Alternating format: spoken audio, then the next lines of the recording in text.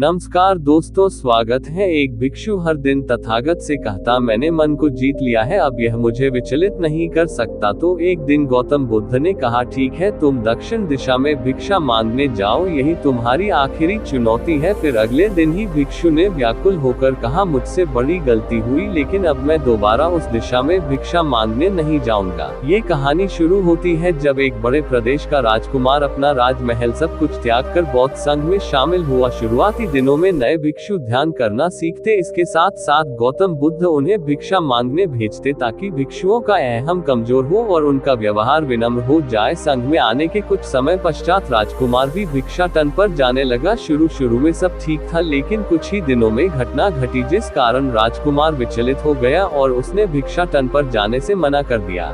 भिक्षाटन का नियम था कि भिक्षु केवल 2 घरों में भिक्षा मांगते और नहीं मिलती तो आश्रम वापस आकर जल ग्रहण करते। एक बार राजकुमार भिक्षु नगर में भिक्षा मांगने निकला और दुस्सहयोग से भिक्षा नहीं मिली। शुरू में राजकुमार भिक्षु को निराशा हुई, लेकिन कुछ ही पलों में उसका मन शांत हो गया, जैसे कुछ हुआ ही ना हो। बिना प्रयास के आज भिक्षु बड़ा प्रसन्न था। उसने लौटकर गौतम बुद्ध से कहा, आज मुझे भिक्षा प्राप्त नहीं हुई, लेकिन मेरा मन शांत है, न किसी विचार ने मुझे परेशान किया। गौतम बुद्ध भिक्षु की सारी भावनाएं समझ रहे थे। तथागत ने कहा, अच्छी बात है, अब तुम कल महल की तरफ भिक्षा मांगने जाना। भिक्षु ने आज्ञा का पालन किया और अगले दिन भिक्षा मांगने निकल गया। कुछ देर बाद जब भिक्षु महल के आगे से गुजरा तो उसे अपना महल याद आ गया कि कैसे वह ऐशो आराम का जीवन जीता था।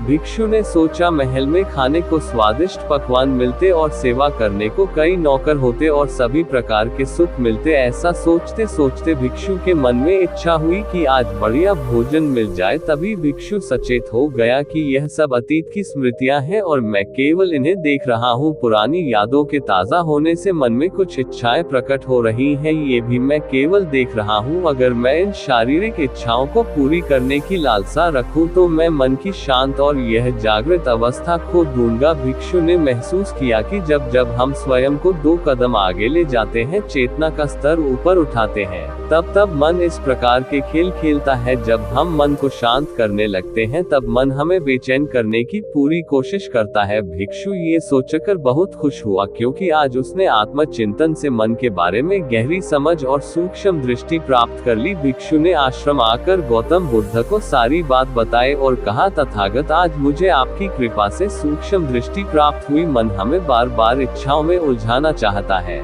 महल को देखकर मुझे भी पुराने सुखों का स्मरण हो आया, लेकिन आज भी विचार मुझे छू नहीं पाए। गौतम बुद्ध ने कहा, अच्छी बात है, कल नगर की दक्षिण दिशा में जाना, वहाँ एक हवेली है, वहाँ मन और विचारों पर उपदेश देकर आना। भिक्षु बहुत खुश हुआ। आज वो जल्दी जल्दी चल रहा था क्योंकि वो उपदेश देने जा रहा था। पर दोस्तों, इस बार की यात्रा भिक्षु पर भारी पड़ने वाली थी। कुछ ही देर में भिक्षु हवेली पहुंचा और भिक्षा के लिए आवाज लगाए। आवाज सुनकर एक सुंदर युवती बाहर आई। भिक्षु ने सोचा कि इस युवती की सुंदरता को देखकर मेरे मन में कोई विचार नहीं आना चाहिए, क्योंकि मेरा यहाँ आने का प्रयोजन तो इसको उपदेश देना है। युवती ने भिक्षु को प्रणाम किया और कहा, आइए पहले भोजन ग्रहण कीजिए। भिक्षु ने भोजन किया, फिर सोचा कि उपदेश देने से पहले थोड़ा आराम कर लेता तो अच्छा होता। भिक्षु ये सब सोच ही रहा था। इसी बीच युवती ने कहा, श्रीमान, आपने अभी अभी अन्न ग्रहण किया है, अब थोड़ा आराम कर लीजिए, फिर उपदेश शुरू करना। ये सुनते ही भिक्षु सतर्क हो गया। जो योजना वह मन में बना रहा था,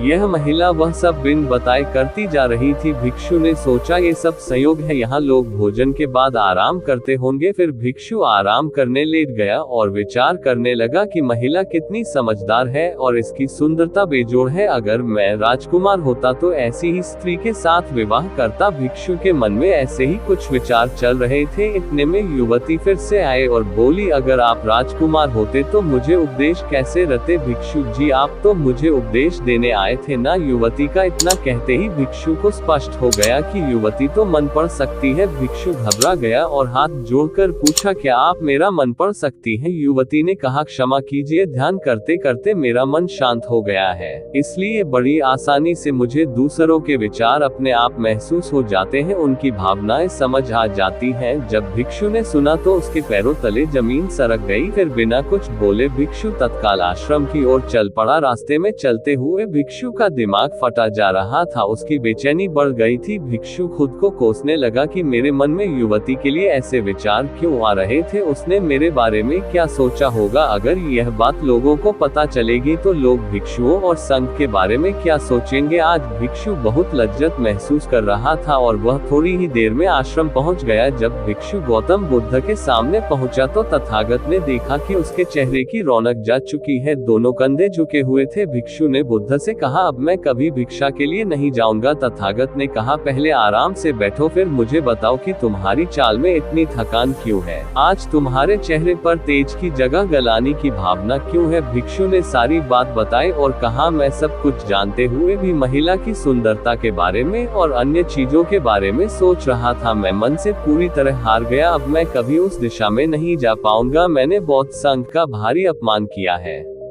गौतम बुद्ध ने कहा, सबसे पहली बात, परेशानी को बढ़ा चढ़ाकर मत सोचो। अगर कुछ बुरा हो जाए तो एकदम से यह मत सोचो कि सब खत्म हो गया, बिना सोचे निष्कर्ष पर मत जाओ। दूसरी बात, ध्यान दो कि कहीं तुम नकारात्मक विचारों के साथ अतिशयोक्ति करने वाले शब्दों का प्रयोग तो नहीं कर रहे, जैसे मैं हमेशा हारता हूँ, जीवन में कुछ नहीं बचा, मैं मन से पूरी तरह हार गया, मेरे साथ कोई नहीं है। क्योंकि ऐसा करने से मन अति भावुक और विचलित हो जाता है और नकारात्मक विचारों के चक्र में फंसा रहता है। तथागत के शब्दों से राजकुमार भिक्षु के मन को सांत्वना मिली। भिक्षु ने पूछा, अगर मैंने अपने मन को जीत लिया था तो फिर मन ने मुझे परेशान क्यों किया। गौतम बुद्ध ने कहा, सबसे पहले ये समझो कि विचार पैदा कैसे होते हैं। पहले बाहर कुछ हुआ, फिर उस घटना के प्रति अंतर्मन ने प्रतिक्रिया की, इस कारण शरीर में भावना या सनसनी पैदा हुई। फिर इस सेंसेशन या फीलिंग के प्रति तुम्हारे सचेत मन ने यानी कॉन्शियस माइंड ने प्रतिक्रिया की। इस आखिरी स्टेप को हम विचार कहते हैं। भिक्षु ने पूछा, हमको परेशान करने की विचारों में इतनी शक्ति आती कहाँ से है। गौतम बुद्ध कहते हैं कि हम खुद विचारों को ये शक्ति प्रदान करते हैं। जब आप जजमेंट और सही गलत के टैग लगाकर विचारों को देखते हो तो उनके प्रति रिएक्ट करने लगते हो, एक विचार के साथ अन्य विचार भी सोचने लगते हो। जब तक आप खुद को जज करोगे तब तक मन आपको नीचा दिखाकर हावी होता रहेगा। भिक्षु ने पूछा, फिर मन शांत कैसे होगा।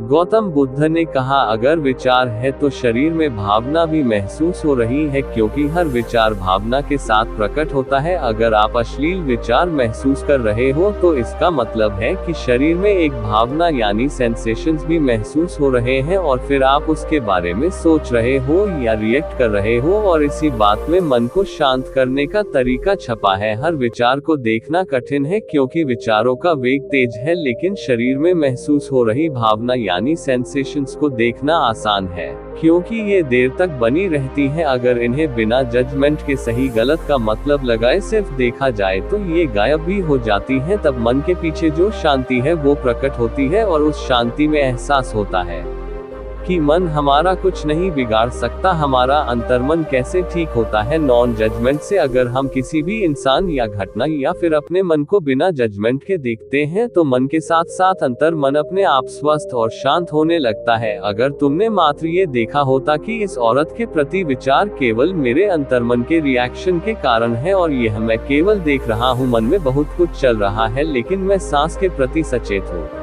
मैं शरीर में होने वाली प्रतिक्रिया को देख रहा हूँ, तब भी तुम सचेत होकर दृष्टा भाव में लौट आते। मन के पीछे जो शांति है वह हमारी सबसे बड़ी ताकत है। हम बड़ी आसानी से विचारों को शांत कर सकते हैं और एक दिन ये जान सकते हैं कि किसी भी प्रकार का विचार चिंता असल में इस शांति को पार नहीं कर सकता। हम हमेशा विचारों से अछूते हैं।